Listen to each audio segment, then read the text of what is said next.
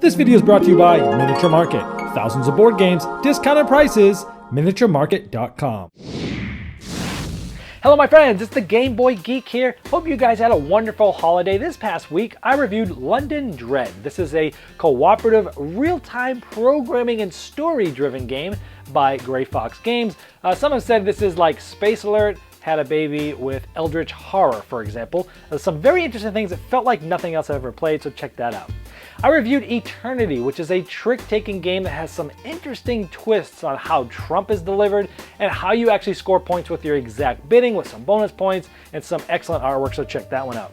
The next one is Adrenaline, which is a game that I talked about right after Gen Con. I did a preview of it right before Essen, and I finally got to play it more and more and did my final review for that. This is a first-person shooter, but it's really a Euro game that you can trick your Amerithrash friends into playing. Excellent game, so check that review out.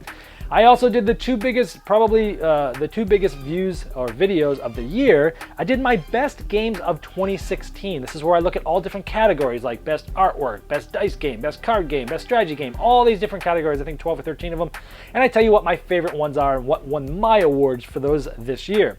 And then I also did my top 10 games of 2016, which there is some crossover with my best of list, but about half or just over half is not even on that list. So some new different games in both of those lists. So make sure you watch both of those, and I'll see you next week. This video was sponsored by Miniature Market's Review Corner. The Review Corner features podcasts, video, and written game reviews by gamers for gamers. Miniature Market, the online gaming superstore. Thousands of board games, discounted prices. Check them out at miniaturemarket.com. I'd like to thank each and every one of you for backing me on Kickstarter, making this season become a reality. I'd like to especially thank those here that have backed me at the credit level.